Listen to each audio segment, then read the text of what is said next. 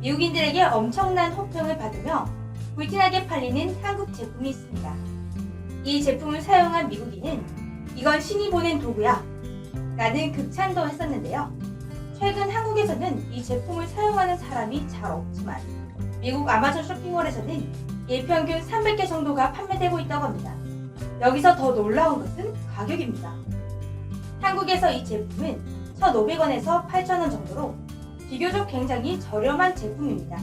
그런데 아마존에서는 최저 2만원대에서부터 최대 9만원이라는 가격으로 한국에서보다 10배가 넘는 고가의 가격대에 판매되고 있다고 하는데요.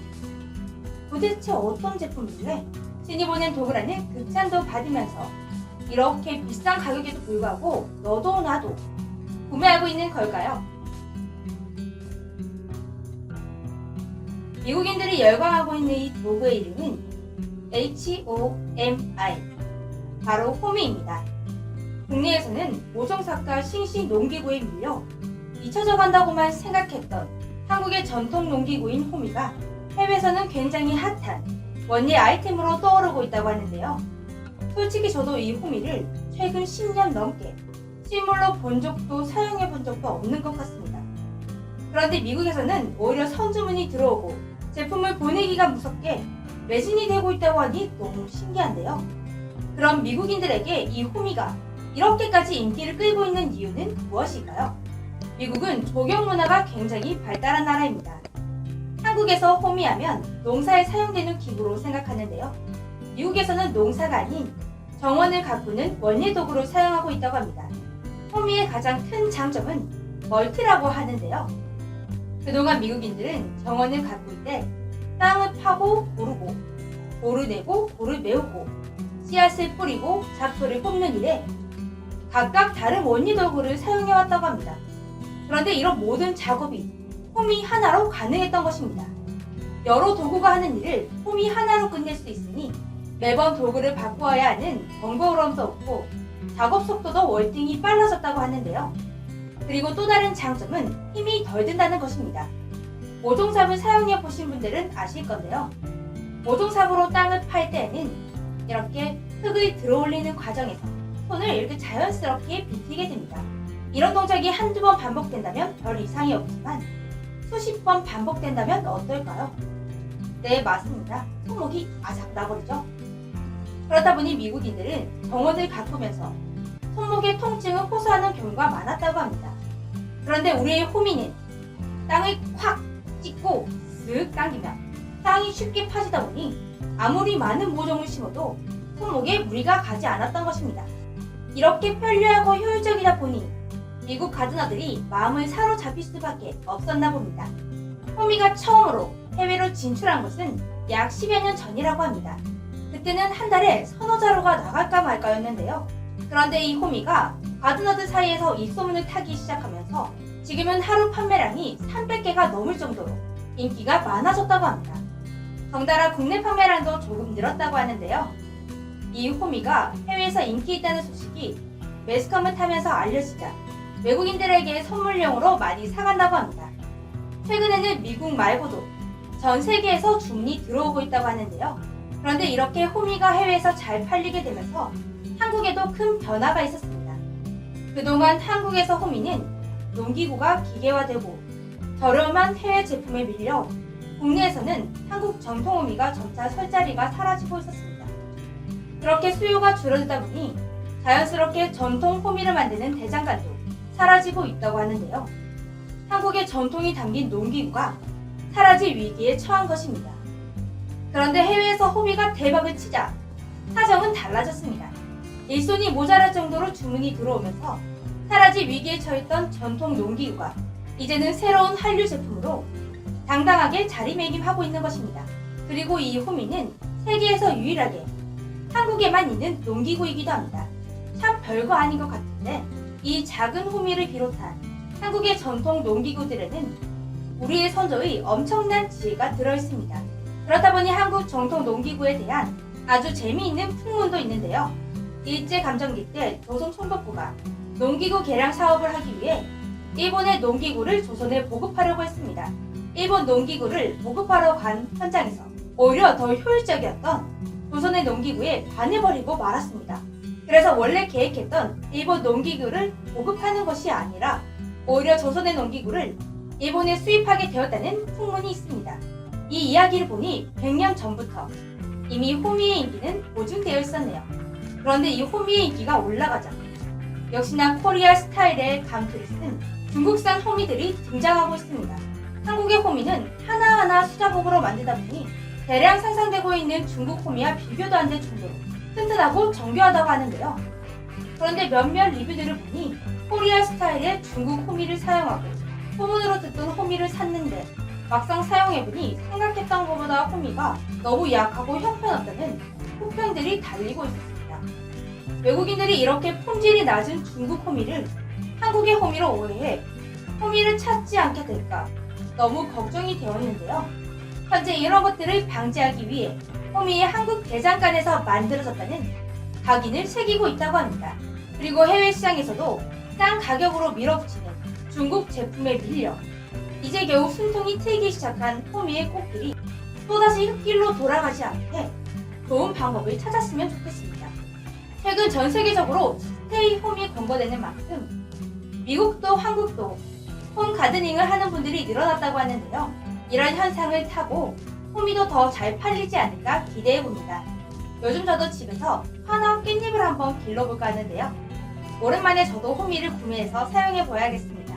이렇게 호미 말고도 한국에서 살 자리를 잃어가던 전통 제품들이 오히려 해외에서 불티나게 팔리는 경우가 많습니다. 한국에서는 슬링이나 아기띠에 밀려 요즘 잘 사용하지 않는 포대기는 최근 뉴욕의 중상층 엄마들과 고학력자의 엄마들에게 굉장히 인기를 끌고 있다고 합니다. 한국에 내한했던 아이언맨, 로버트 다우니 주니어에게도 이 포대기를 선물했을 때 굉장히 좋아했었는데요. 이렇게 미국 엄마들이 포대기에 열광하고 있는 이유는 포대기가 외국에서 흔히 쓰이던 슬링이나 아기띠보다 아기와 더 밀착할 수 있기 때문입니다. 이렇게 아기와 더 밀착하게 되면 애착관계가 더 잘 형성된다고 생각하기 때문에 최근 한국의 포대기를 이렇게 찾고 있는 것이라고 합니다. 국내에서는 점차 사라져가던 한국의 전통 제품들이 해외에서 이렇게 인기를 끌고 있다니 너무나 신기했는데요. 호기심에 의한 반짝이 인기가 아닐까? 이렇게 생각했었는데 벌써 5년에서 6년 동안 꾸준하게 높은 판매율을 기록하고 있다고 합니다. 이제 이런 제품들이 한류 제품으로 제대로 자리를 잡고 있는 것 같아서 기쁘지만 한편으로는 전통을 가진 이런 고유 제품들이 정작 한국에서는 사라져간다는 점이 정말 안타까웠습니다.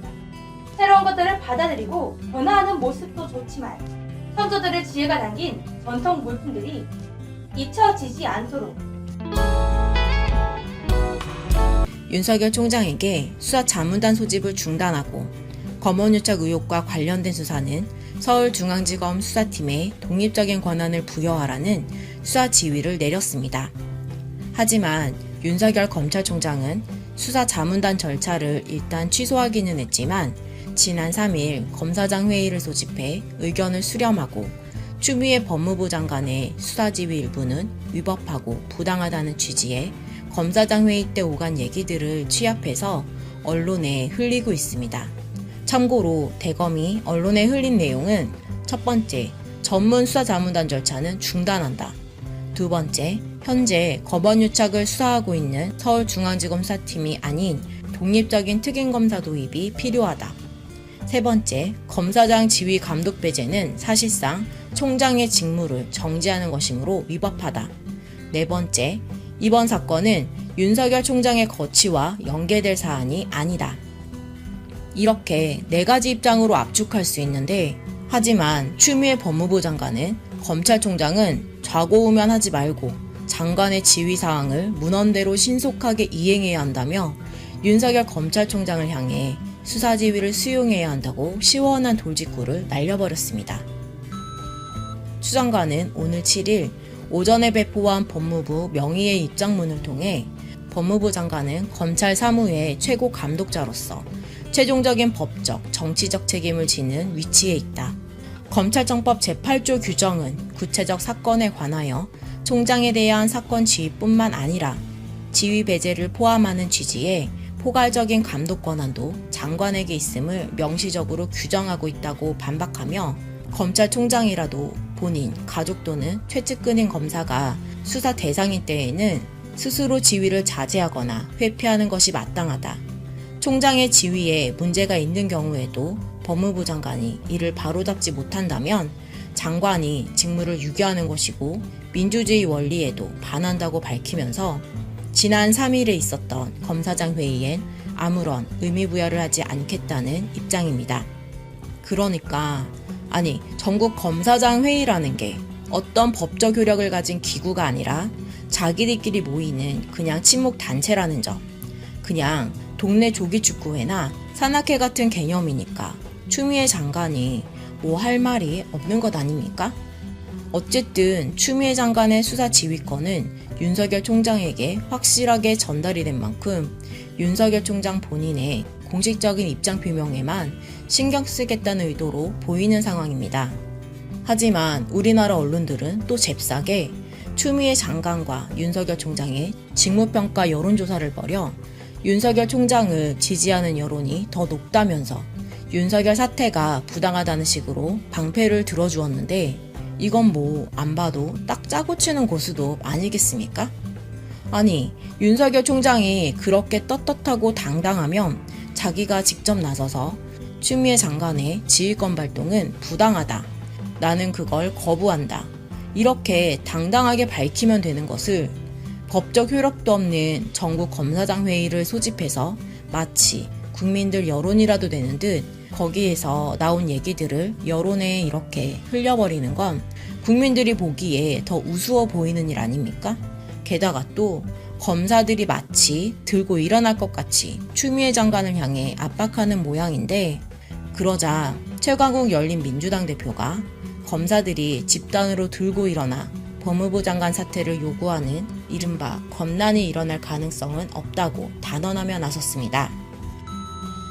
최강욱 대표는 MBC 라디오 김종배의 시선집중에 출연해 윤석열 총장이 법무부 장관의 지휘권 수용을 거부하고 사퇴할 경우 예상되는 검사들의 반응에 대해 2005년에 김종빈 검찰총장과 천정배 장관 당시 그때도 별일이 없지 않았느냐. 사표를 내는 것 말고는 검사들이 집단으로 항명하거나 반발해 수사권이 침해됐으니 장관에서 물러나시라. 이럴 가능성은 전혀 없다고 말했습니다. 또한 최강욱 대표는 윤석열 총장이 취하고 있는 지금 이 태도는 내 새끼 지키기 차원이다. 윤석열 총장이 검찰에 있으면서 장점으로 평가받았던 지점이 보스 기질이 강하다는 것으로 나이가 많아서 법조계로 진입했고 나름 술자리에서나 사석에서 호탕한 면모를 보이고 후배들 현안 문제들이 생기면 해결해 주려고 노력하는 모습에 후배들한테 신망을 얻은 분이다. 그러면서 한동훈 검사장과 수사 과정에서 고락을 함께 했다고 볼 수 있는 사이이기에 아끼는 후배가 고충을 겪고 있다. 내가 총장의 위치에 있으니 도와주거나 구해줘야 되겠다고 생각한 것이다. 라고 말했습니다. 그리고 최강욱 대표는 또 윤석열 총장이 법무부 장관의 지휘권을 수용하지 못한다면 불복할 방법이 없다며 사퇴를 거론하게 됐는데 과거 전례에 따르면 법무부 장관 수사 지휘권에 대한 내부 검토가 다 있었다. 당시 검찰 조직의 조직적 입장에서 법무부 장관의 수사 지휘가 남용되면 본인들 수사에 관한 공정성이 훼손될 여지가 있으니 이런 식의 항의 표시라도 하시라. 이걸 강권해서 총장이 물러나는 형식이었다. 그런데 이번에 보인 검찰총장의 행태는 어떤 국가 지도자급에 있는 정무직 공무원으로 보이는 행태가 아니다. 순전히 어떤 한 무리의 수장, 그 다음에 개인적인 이득을 살피는 이런 입장에서 택할 수 있는 선택을 계속하고 있는 것 같다며 핵사이다를 날렸습니다.